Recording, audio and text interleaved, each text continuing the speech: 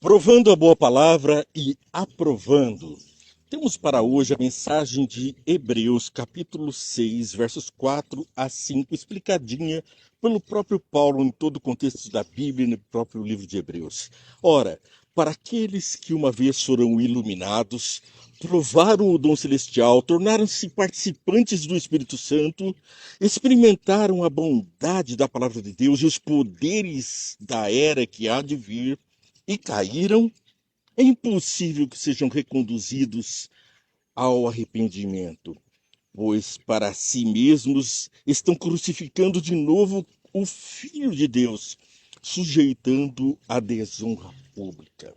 Você que se chama cristão e que vai no caminho de Jesus, mas desvirtua a palavra de Deus, acaba pregando outro evangelho que não o de Cristo, aquele evangelho que Paulo disse que nós devemos considerar como anátema, uma coisa a ser desconhecida, é o testemunho de falsos crentes, pessoas que conheceram sim a verdade, mas se afastaram.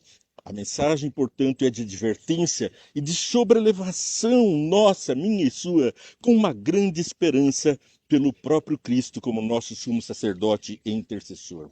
Mas não deixa de ser uma advertência, pois provamos da iluminação que Deus nos deu. Haja luz, disse Jesus, e nós recebemos a luz. Provaram do dom celestial as bondades de Deus. Habitamos no planeta onde tudo era bom e Deus ainda fez um paraíso para mim e para você. Nesse lugar separado para os filhos de Deus, ainda conhecemos do fruto da árvore da vida, mas caímos pela banana podre oferecida por Satanás, a árvore da ciência do bem e do mal, nos fez conhecer o mal pela palavra da serpente, o próprio Satanás. Então, se ficamos nesse vai e volta, recusamos o Espírito Santo e acabamos dando um mau testemunho sobre Cristo na nossa vida. As pessoas vão olhar e vão falar: mas é isso que é ser cristão? Ah, nós sabemos até de alguns que disseram: seria muito bom que eu fosse, o cristianismo é muito bom se não fossem os cristãos. Mas para nós, o nosso testemunho como embaixadores dos céus é sermos a imagem e semelhança de Deus. Pois somos pó, ao pó tornaremos, mas também Jesus fez tornarmos a imagem e semelhança de Deus. Porque no princípio criou Deus o ser humano à sua imagem e semelhança. Está logo no começo de Gênesis. Bem, no capítulo 10, verso 32, leio: Lembre-se dos primeiros dias, depois que vocês foram iluminados, quando suportaram muita luta e muito sofrimento. Por que que eu tenho que lembrar disso? Dor e sofrimento, da perseguição aos cristãos, da perseguição que sofremos no nosso dia por sermos seguidores de Jesus Cristo. É para lembrarmos que nós o servíamos de bom grado e dávamos um bom testemunho. Bom, nós vamos ver então a palavra de Deus revelando cada vez mais profundamente o que está lá em Atos capítulo 26, 17 e 18, que nos chama: Eu os livrarei do seu próprio povo e dos gentios. De quem é que nós temos que ser livres? Do próprio povo que se chama pelo nome de Deus, do seu próprio povo e dos gentios, dos demais também, aos quais eu o envio, para abrir-lhes os olhos e convertê-los das trevas para a luz, e do poder de Satanás para Deus, a fim de que recebam o perdão dos pecados e herança entre os que são santificados pela fé em mim. Disse o próprio Jesus, transmite essa mensagem. Devemos ser purificados pela fé, sendo santificados, porque cremos, porque se damos mau testemunho, é porque não cremos, desdenhamos o sacrifício de Jesus e tornamos a crucificá-lo, como alguns pensam que tem que mastigar o pão todas as vezes que vão à missa para poder mastigar o corpo de Jesus. Uma vez só foi o sacrifício dele por nós. O resto é obra do Espírito Santo na transformação do nosso ser pela contemplação do nosso Mestre. Somos transformados pela palavra e pela contemplação. Cuidado com o que teus olhos pairam, cuidado com o que teus ouvidos ouvem. Procure ouvir o que é correto, o que vem de Deus. Há orientações ainda hoje aqui na nossa lição sobre este assunto. Efésios 5, verso 11. Não participem das obras infrutíferas das trevas, antes exponham-nas à luz. Nós precisamos denunciar as obras das trevas. Isso não é politicamente correto, mas é o que Deus determina, que nós, ao vermos pessoas pregando o erro, devemos expor as obras das trevas e pregar a verdadeira luz. Assim estaremos salvando almas do inferno. Às vezes, e quem sabe, e que bom se até o falso pregador. Aí nós teremos uma obra completa da redenção. 1 Tessalonicenses capítulo 5, versos 4 e 5, o resplendor da glória, o resplendor da salvação. Nós vamos ver então o que Paulo fala aos Tessalonicenses, capítulo 5, versos 4 e 5. Mas vocês, irmãos, não estão nas trevas para que esse dia os surpreenda como ladrão. Vocês todos são filhos da luz, filhos do dia, não somos da noite nem das trevas. Nós somos colocados diante do próprio Deus, o Pai de amor e o príncipe da luz, mas que julga anjos e certamente está também atento às nossas ações aqui nessa terra. Isso condiz com o que Paulo disse aos Hebreus, no capítulo 1, verso 3, sobre o resplendor. Assim leio. O Filho é o resplendor da glória de Deus, é a expressão exata do seu ser, sustentando todas as coisas por sua palavra poderosa. Depois de ser realizado a purificação dos pecados, ele se sentou à direita da majestade nas alturas. Portanto, nosso Cristo suportou que as provações, as tentações, venceu e está colocado nas alturas diante do próprio Deus, diante do próprio Pai. Romanos capítulo 5, verso 15, fala sobre a graça, que nada mais é do que Jesus. É o que foi dito sobre o resplendor, sobre a graça, sobre a efetividade da graça. Romanos 5, versos 15, vai dizer, e então, vamos pecar porque... Aliás, desculpa, eu estou lendo o 6, vamos ler o 15. É o 5,15. Entretanto, não há comparação entre a dádiva e a transgressão, pois se muitos morreram por causa da transgressão de um só, Adão, não é? Muito mais a graça de Deus, isto é, a dádiva da, pela graça de um só homem. E aqui Paulo explica Jesus Cristo, está em ênfase. Pela graça de um só homem, Jesus Cristo, transbordou para muitos. Não se pode comparar a dádiva de Deus com a consequência do pecado de um só homem. Por um pecado veio o julgamento que trouxe a condenação, mas a dádiva decorreu de muitas transgressões e trouxe justificação. Aí, pela transgressão de um só homem, a morte reinou por meio dele. Muito mais aqueles que receberam de Deus a imensa provisão da graça, graça a Jesus, e a dádiva da justiça reinarão em vida por meio de um único, o Jesus Cristo, um único homem, Jesus Cristo. A dádiva suficiente e capaz para transformação, mas não é apenas a graça por Jesus, é também o Espírito que aponta a Jesus, o Espírito Santo.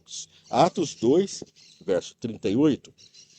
Pedro respondeu: arrependam-se, cada um de vocês seja batizado em nome de Jesus Cristo, a graça. Sejamos batizados pela graça, Jesus Cristo, para perdão dos seus pecados e receberão o dom do Espírito Santo. Receberemos a graça de uma transformação na nossa vida, porque a obra do Espírito Santo é testemunhar de Jesus, refletir Jesus em nós e nos conscientizar do pecado e do juízo. Portanto, por essa consciência do pecado que cometemos, a transgressão da lei, porque pecado é transgressão da lei, o Espírito Santo não faz uma obra de acusação, mas de intercessão para conosco, para que também possa interceder junto a Deus por nós. E assim somos transformados pela contemplação de Jesus Cristo, pois disse o próprio Espírito Santo que Jesus disse que enviaria um consolador e o Espírito dá testemunho de Jesus. Apocalipse capítulo 19, verso 10. Adoro Apocalipse, e aqui traz então a revelação de Jesus Cristo aos santos dos últimos dias. É você e sou eu. Essa palavra é para mim e para você. Então, caí aos seus pés para adorá-lo, mas ele me disse: não faça isto, sou servo como você e como seus irmãos que se mantêm fiéis ao testemunho de Jesus. Adore a Deus, o testemunho de Jesus é o espírito de profecia. Portanto, nós temos o Jesus como a graça, o Espírito Santo que nos dá o testemunho de Jesus, pelo espírito de profecia. As profecias são dadas por Jesus. Lembra Mateus capítulo 24? Ele nos disse tudo o que iria acontecer, mas durante todo o seu evangelho ele pregou tudo o que devemos ser para podermos ser felizes aqui e também termos participação no reino celeste. João, capítulo 7, o discípulo amado, capítulo 7, versos 37 até o verso 39. No último, e se alguém tem sede, venha a mim e beba. Quem crer em mim, do seu interior fluirão rios de água viva. Ele estava se referindo ao Espírito que mais tarde receberiam os que nele crescem. Portanto, recebemos o Espírito quando e porque cremos em Jesus. Crescem. Até então, o Espírito ainda não tinha sido dado, pois Jesus ainda não fora glorificado. Bom, então nós percebemos que através da revelação de Jesus Cristo, através do próprio Jesus, é que nós recebemos essa palavra maravilhosa da transformação do nosso eu. Em Hebreus, aliás, leio antes 1 Coríntios 12, 13, Paulo explica que a salvação é para todos. Já dou um joinha para você também que está nos assistindo e peço que você compartilhe, vocês que estão assistindo, compartilhem essa mensagem. Vamos espalhar a graça e o amor do Pai através de Jesus, o amor de Jesus, fazendo a obra do Espírito, que é convencer o mundo da justiça, do pecado, do juízo e do amor, não apenas de um Deus austero, mas do amor de Deus. Se inscreva no nosso canal, vê, entende, você curte, compartilha, e assim a verdade, a palavra de Deus se multiplica. Oremos uns pelos outros também, o que é muito importante para que essa palavra se mantenha fiel ao que está escrito, que passa disso provém do diabo. 1 Coríntios capítulo 12, verso 13, a graça é para todos. Assim leio, pois em um só corpo todos nós somos batizados, em um único Espírito, quer judeus, quer gregos, quer escravos, quer livres, e a todos nós foi dado beber de um único Espírito. Portanto, não há acepção de pessoas. Nós não discriminamos alguém, e Jesus e Deus não discriminam, quer pela pobreza, quer pela abundância, porque são dons que Deus nos dá de acordo com a nossa necessidade, com a nossa capacidade para crescimento rumo aos céus. Tanto escravos como gregos, nobres, simples, eu, você, todos estamos alcançados pela graça, pois a graça, Jesus veio para todos. Não foi para os judeus, não foi para um, não foi para outro, foi para todos. Gálatas 5, 22 e 23. Gálatas capítulo 5, versos 22 e 23 nos diz: Mas o fruto do Espírito é amor. Quem tem o Espírito, o testemunho de Jesus, faz o que ele fez. Deus amou o mundo de tal maneira que deu o seu Filho unigênito, para que todo aquele que nele crê não pereça, mas tenha vida eterna. Mas devemos ser parecidos, porque admiramos Jesus, contemplamos Jesus. Os nossos neurônios estão copiando Jesus. 5, 22 e 23, vai adiante. O fruto do Espírito é amor, alegria, paz, paciência, amabilidade, bondade, fidelidade, mansidão e domínio próprio. Contra essas coisas não há lei. Os que pertencem a Cristo Jesus crucificaram a carne com suas próprias paixões e seus desejos. Se vivemos pelo Espírito, atendemos também pelo Espírito. Andemos também pelo Espírito, desculpem. Não sejamos presunçosos, provocando uns aos outros e tendo inveja uns dos outros. Do que vamos ter inveja? Da carne, do pó? Nós temos é que ter inveja do amor de Cristo, uma inveja santa de queremos ter para nós o amor demonstrado pelos patriarcas, pelos profetas, pelos apóstolos. Devemos ansiar viver como eles viveram, tendo a experiência que eles tiveram. Agora sim, Hebreus 6, verso 5, a boa palavra que nos alcança. 6, verso 5 diz: Pois cada um deverá levar a própria carga. Aliás, também leio o contexto. Se alguém se considera alguma coisa, não sendo nada, engana-se a si mesmo. Cada um examine os próprios atos, e então poderá orgulhar-se de si mesmo sem se comparar com ninguém, pois cada um deverá levar a própria carga. O que está sendo instruído na palavra, partilhe todas as coisas boas com aquele que o instrui. Não se deixe enganar, de Deus não se zomba, pois o que o homem semear, isto também colherá. Quem semeia para a sua carne, da carne colherá destruição. Mas quem semeia para o Espírito colherá a vida eterna. Nós temos algo mais, um tesouro mais precioso para alcançar e não precisamos estar por aí mendigando a banana podre. Colossenses 2, 12 e 13. Isso aconteceu quando vocês foram sepultados com ele no batismo e com ele foram ressuscitados mediante a fé no poder de Deus que o ressuscitou dentre os mortos. Quando vocês estavam mortos em pecados e na incircuncisão de sua carne, Deus os vivificou em Cristo. Ele nos perdoou todas as transgressões. Fomos vivificados em Cristo porque estávamos voltando ao pó, comemos da banana podre oferecida por Satanás, o conhecimento do mal, o pecado que nos separou de Deus. Pois não há como as trevas conviverem com a luz, e Deus, o príncipe da luz, não compactua com o reino das trevas.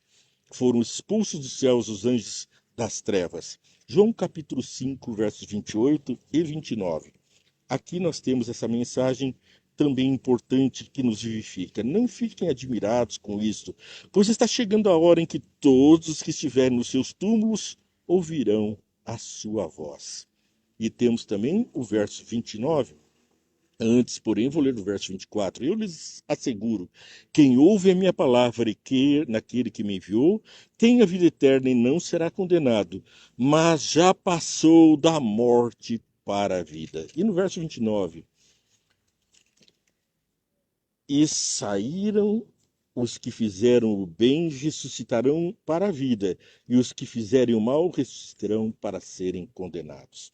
Assim, a nossa lição de hoje nos chama a atenção para o fato de que aqueles que estão na graça, na luz, não podem andar perdidos em meio às trevas. João capítulo 5, 24, termina de maneira maravilhosa a lição de hoje. Eu lhes asseguro, quem ouve a minha palavra e crê naquele que me enviou, Jesus Cristo, tem a vida eterna e não será condenado, mas já passou da morte para a vida. Você já morreu? Estava morto sem Cristo, está sendo vivificado pela palavra. Vamos orar. Pai querido, ao nos colocarmos diante de Ti, nós pedimos a bênção especial do Teu Santo Espírito, que venha a nós dar testemunho de Jesus, para que nós possamos ser também testemunhas de Jesus nesse mundo, como teus embaixadores, andar nos teus caminhos e sermos reconhecidos como portadores da tua luz, e não como homens que, sendo a Deus chamados por cristãos, seja uma abominação, uma nova morte para ti, uma vergonha para ti nesse mundo. Senhor, nós queremos fazer a tua vontade. Dá-nos a graça de te conhecer melhor. Prepara o nosso espírito e dá-nos a tua palavra, cada dia o teu pão da vida, em nome de Jesus, para que possamos ser abençoados e também abençoar. É o que peço para todos que estão ouvindo, assistindo, que eles participem da tua maravilhosa graça, Jesus, e da tua salvação. É o que peço em nome da graça de Jesus. Amém, Senhor. E que Deus te abençoe muito, faça de você um resplendor para esse mundo e que você possa ser o condutor dessa palavra da verdade para um mundo que está em trevas. Que Deus te abençoe e muito.